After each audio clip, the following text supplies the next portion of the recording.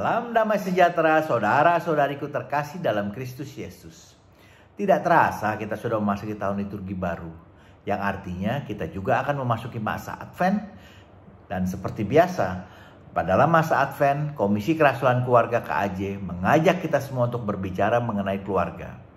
Dan tema besar tahun 2020 ini adalah Aku, Kamu, Kita Bertetangga. Pada kesempatan ini kita akan membahas tema minggu pertama, yaitu toleransi menyempurnakan keberagaman. Banyak orang menyikapi keberagaman dari sudut pandang yang berbeda-beda. Ada yang melihat sebagai satu perbedaan, namun tidak kurang juga yang melihat sebagai suatu kekayaan yang dapat menjadi sebuah kekuatan. Seperti kita ketahui, setiap pribadi adalah unik. Tidak ada seorang pun yang benar-benar sama dalam segala hal. Satu dengan yang lainnya walau kembar sekalipun. Saya memiliki 3 orang putri yang cantik, di mana 2 diantaranya adalah kembar. Namun mereka semua adalah pribadi yang unik. Tidak seorang pun yang benar-benar sama dengan yang lainnya, meski mereka kembar sekalipun. Baik dalam hal penampilan, bahasa cinta, sifat, pola pikir, hobi, dan cara berpakaian. Bahkan dalam hal memilih teman atau sahabat sekalipun. Masing-masing memiliki kelebihan dan keunikannya sendiri. Demikian juga kita para orang tua. Walau mereka anak-anak kita, namun ternyata tidak semua sifat dan perilaku dan kebiasaan kita turun secara langsung kepada mereka. Banyak sekali keberagaman di antara kita, dalam komunitas, dalam keluarga. Karena keberagaman itu maka kita menyadari perbedaan-perbedaan di antara kita. Terlebih pada keluarga terdekat. Untuk itu, rasanya kita perlu memahami karakter orang-orang di sekeliling kita. Terutama orang-orang yang kita kasihi, baik kesukaannya maupun hal yang tidak disukainya, baik kelebihan maupun kekurangannya, dan semua hal yang memerlukan perhatian. Dalam keluarga, rasa cemburu, iri hati, otoriter, mau menang sendiri, egoisme, kemalasan, memaksakan kehendak, dapat mengganggu kebersamaan, bahkan dapat pula memicu perpecahan dalam keluarga. Bacaan kitab suci pada pertemuan pertama ini diambil dari surat pertama Rasul Paulus kepada umat di Korintus. 1 Korintus 1 ayat 10-17. Tetapi aku menasihatkan kamu saudara-saudara, demi nama Tuhan kita Yesus Kristus, supaya kamu seia sekata dan jangan ada perpecahan di antara kamu. Tetapi sebaliknya, supaya kamu erat bersatu dan sehati sepikir.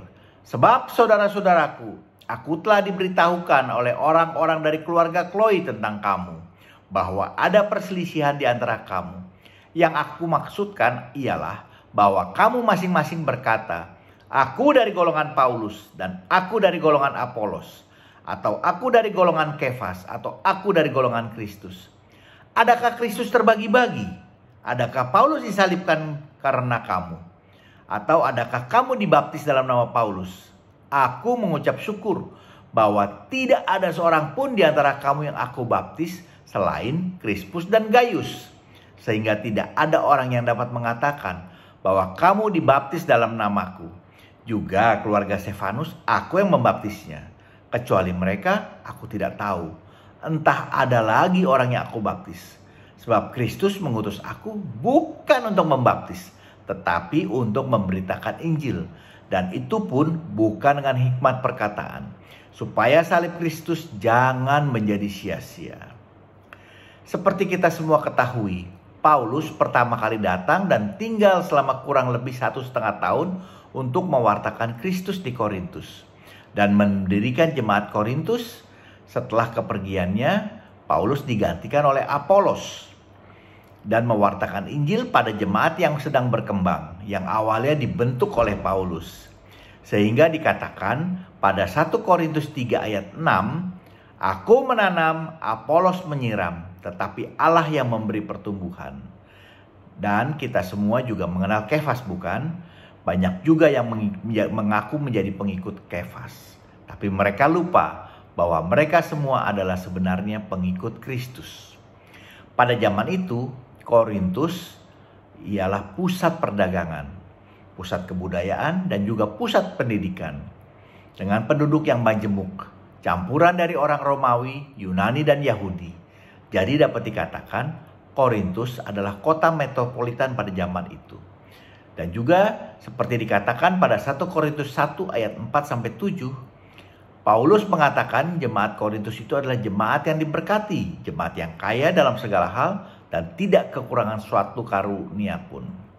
Namun ternyata kelebihan dalam hal pengetahuan dan kehebatannya malah menjadi ancaman terhadap kesatuan tubuh Kristus.